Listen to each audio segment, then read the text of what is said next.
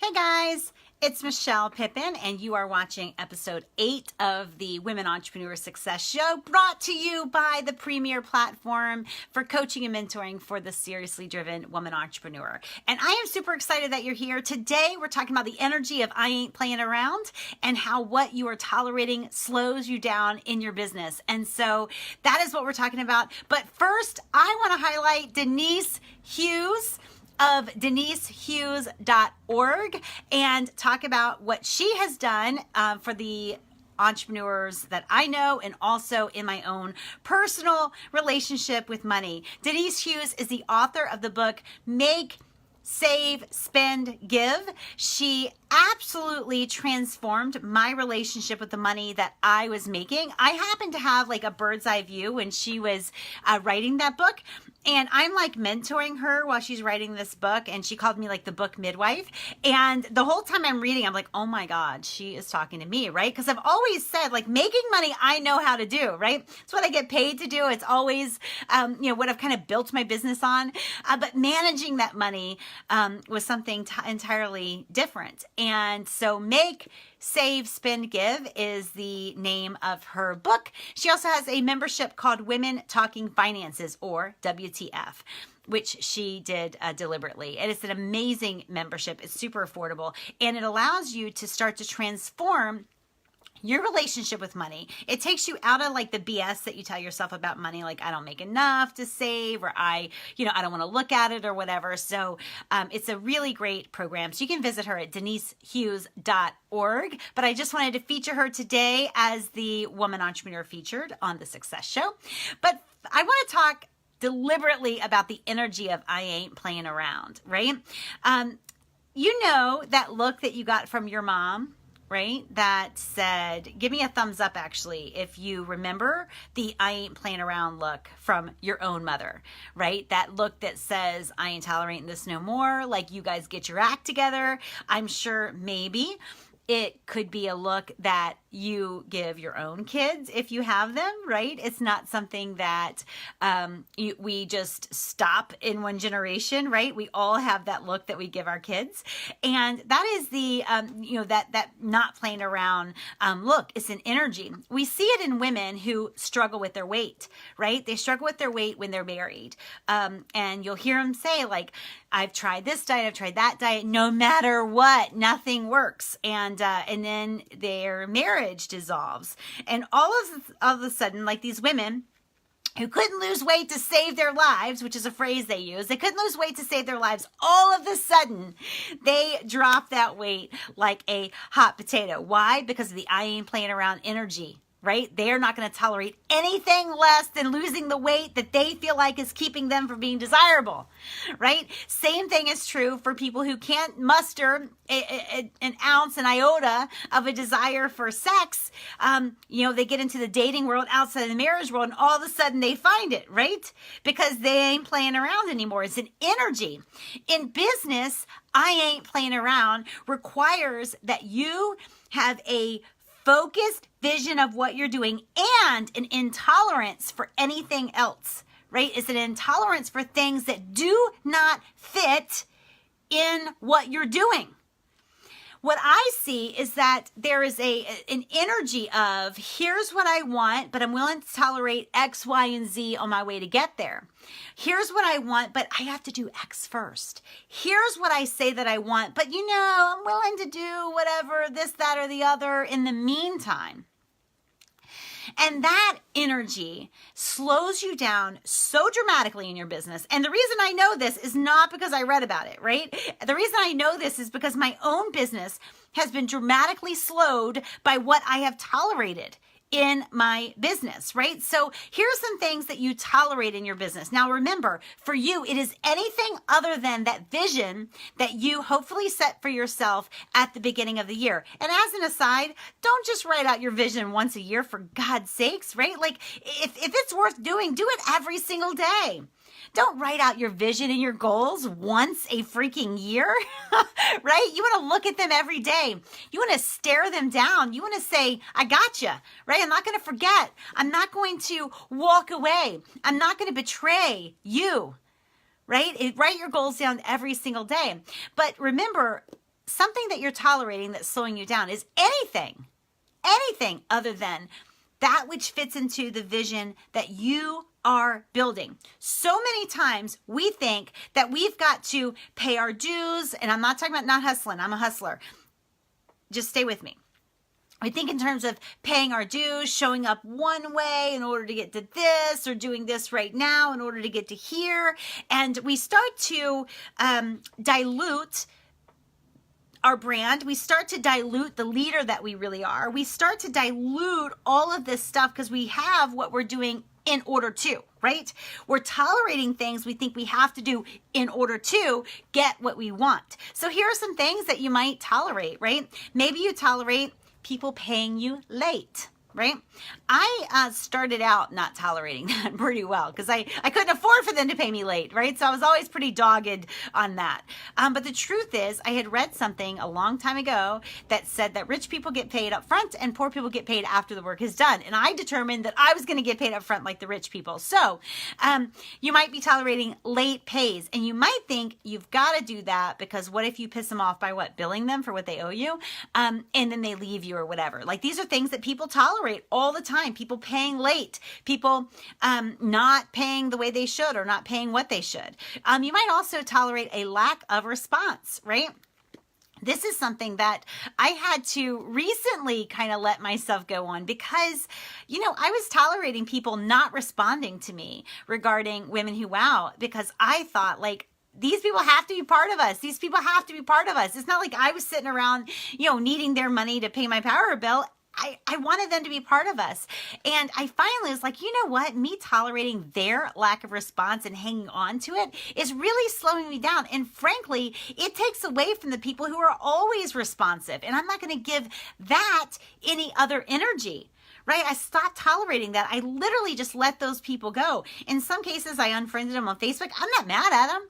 I just am not going to stay in that energy. So I was tolerating a lack of response. Truth is, a lot of these people, when you have again this energy shift of I'm not tolerating that anymore, they come back. So funny how that works. Maybe you're tolerating long sales cycles, right? Thinking you're in an industry that takes a long time to get around to signing contracts or whatever. No, that's an energy and an expectation, right? I don't know what anybody else's corporate policy is, but when I get paid by corporate, it's a very quick payment, right? It's a very quick payment. They work out anything else on their end, right? Oftentimes, the person who brings me into a corporate environment, which is where you see a lot of the long sales cycle excuses, a lot of times people who are, bring me into that environment, they know how I work. And so they pay me directly and then they get reimbursed by their company, right? I don't wait on that long kind of sales cycle. So what are you tolerating? It can be anything that is outside of the vision that you really want to go to. Some words that you might be saying to yourself that will indicate, that will spark a knowledge of the fact that you're tolerating something you should probably not tolerate anymore is in order to, right? I've got to do this in order to, or I can't afford to say this or do that or whatever, right? So some other things that you might be tolerating are hours that you don't love, right? Because a client says, well, I can only meet between 6 and 8 p.m. your time. Well, then you're not going to be meeting with me, right? That's just not going to happen. And so you might be tolerating things like hours you don't love, clients you dread, late payments. You might be tolerating people who are not responsive to you. You might be tolerating a bunch of long sales cycles. Whatever it is, I can promise you this, it is slowing you down. It's more than just the late payment. It's more than just the one person who didn't respond. It is an energy that says, you know what? Not only am I kind of playing around, I'll just take whatever the world gives me. I'll just settle. I'll just do whatever the world says I should do, and I'll just kind of play along this. It's not that your mom gives you when she says, I've had enough, right? And sometimes oftentimes what I see in entrepreneurs who shift the way I did from struggling and always just above broke and, I'd say something to the effect of, I need X number of thousands of dollars by Friday in order to pay my bills. In other words, I'm saying, give me X number of $1,000 world, or so I can just be broke again the next day when, a new month starts or whatever. And so, what I see in these entrepreneurs who make that shift from struggling, hard time money stories, nothing ever works out for me, I can't get ahead, it's 3 steps forward and 2 steps back. What I see when they finally make their shift, I'll be very honest with you, is a righteous anger. A righteous anger that says, that same eye that your mom gave you, that you give your kids, is like, I am not tolerating that anymore. I am not going there anymore. I am not available for it.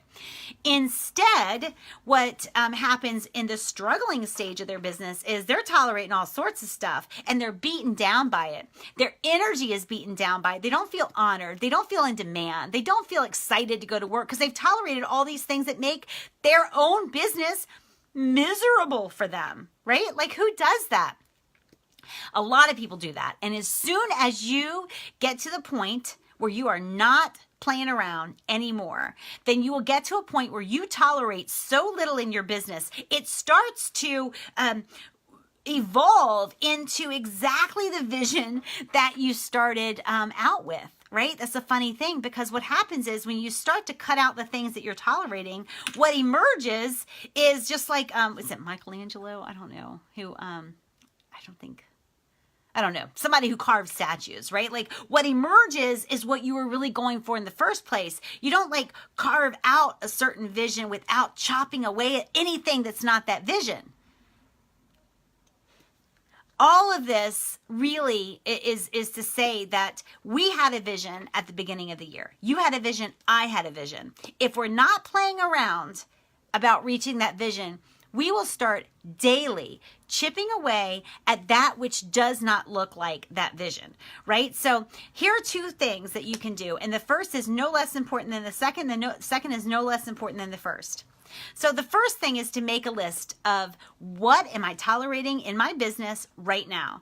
Right now, I want you to write down even the things that when you start to write them down, you're thinking, well, I can't quit doing that, right? Same thing for me when I started, thinking about getting rid of private clients, right? At the time when I got serious about that, I had about $12,500 coming in every month from private clients. And it was a harder decision for me to let go of that, even at that time, than it was for me to quit my job and let go of all that money, right? All the money. It was like $29,000 I think I made a year. But either way, it was a harder decision. And when I wrote that down, what am I tolerating in my business? One of the things was I did not love a big chunk of my time being spent with private clients, right? I was writing a lot for my private clients, and that meant having less energy for my own writing and that kind of thing. And so I really, I wrote that down, even though I had no idea how I would ever get rid of it, right? And I didn't even have the decision to get rid of it. I just want you to write down what you're tolerating right now. Maybe it is, any of the things I've said before. Maybe it is clients you don't love. Maybe it's the way clients treat you. Maybe it's the way clients reschedule. Maybe it's the way, whatever, right? What they expect. Maybe it's maybe it's your weight. Maybe it is, how you're being treated by the media. Maybe it's, who knows, right? But write out what you are tolerating in your business right now. That's step 1. Don't filter it, right? Because what will happen is you will write out a list of crap that you need to chip away at in order to get your vision, right? Because you're not tolerating anything that really belongs in your vision. How about hair? You're not tolerating any of that. Right? All that's in alignment. All of that is really on purpose.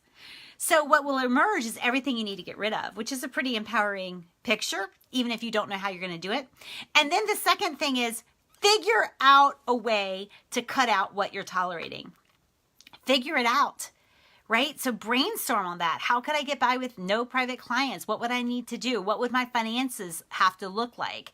How could I let go of this client who's been with me forever? What can I do? Right? So there's all these different things that you can do. But the second part is start to figure out a way. Like, so once you make your list of what you're tolerating, then what can you let go of immediately? Figure out a way to start chipping away at the rest. It doesn't have to be done in an instant. I didn't let go of my private clients in an instant. It took me about, well, from that point, you know, when I really decided no more private clients, it did take me about maybe 4 or 5 months, maybe 6 months to let go of all of them. Right? It was something that I needed to do, and it was a slower fade for me. But there were some things that I cut out entirely, right? Late pays, I cut those out entirely when that was something I knew I was tolerating. I had the way that I was seeking speaking engagements, right? I cut that out entirely. Like, I don't fill out like those speaking forms on websites because I hated it. I knew I was tolerating that. I knew that the vision was that people came to me with speaking gigs. And so I sold out to the vision and started chipping away at any and everything else because I had that energy of, I ain't playing around, right? I am not playing around. I'm not tolerating all this. I'm going after what I want. No excuses, no delays. And so I hope that this helps you guys. I am so excited to have you guys on. If you ever have a question for me, there's a lot more opportunities now, whether you're a Women Who Wow member, and if you're not, you should be. Message me, m.me/Women Who Wow. But there's a lot of ways for you and I to connect. So I blog every day on Facebook.com/Women Who Wow. Daily resources are waiting for you there or on our website at bmichellepippin.com. I also am starting to do a coaching from the couch little video, and it's just a Facebook Live, and I have promised myself and you guys to do it even when I have no makeup on or when I'm in my workout clothes or my hair is a mess or whatever, but just to have some informal time together. So if you have friends that aren't Women Who Wow members, but they need help with their business, newbie women entrepreneurs who are just starting out and they're not ready for Women Who Wow, but they are needing some guidance, then send them there, the coaching from the couch. I think it's going to be something really fun.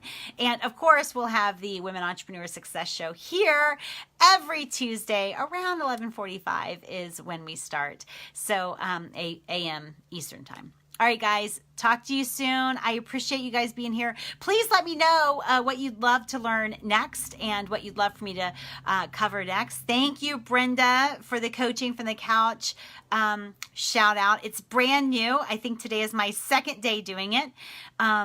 It's one of those things, frankly, that came out of me being intolerant of my own excuses, right?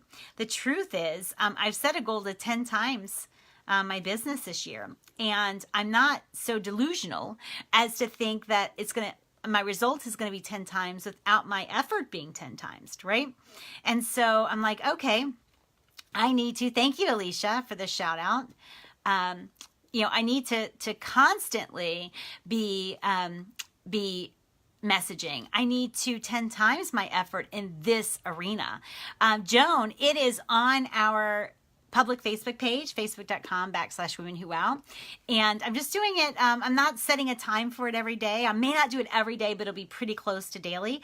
Just a coaching from the couch, informal discussion. I am coming to those recordings just, with an idea of a topic in mind, but it's not like laid out. I don't have like really detailed notes about it. But what I'd love for it to be are people who are messaging me questions that they'd like to have covered. And so even if you want to do that, privately, if you don't want anybody else to know where the question comes from, I'm totally good with that. And you can message me over at m.me/Women Who Wow. Let me know you want it to be anonymous, obviously, so that I can honor that. And I'd love for it to be more of a conversation.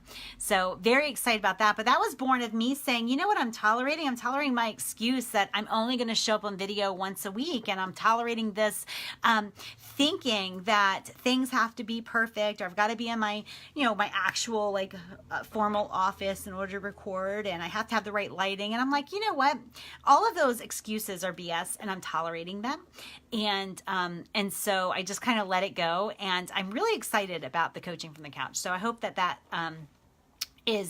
becomes more valuable, and it will become more valuable as we get more people participating. So very excited about that. Alicia, if you ever need a speaker for your women's group chapter, let me know. I have 4 books coming out this year, so I am a yes for all speaking engagements. All right, guys, I will talk with you guys soon, and I hope to hear from you guys either privately or publicly about what you'd love for me to answer or talk about, and we'll see you tomorrow, hopefully, on the coaching from the couch. See you later. Bye.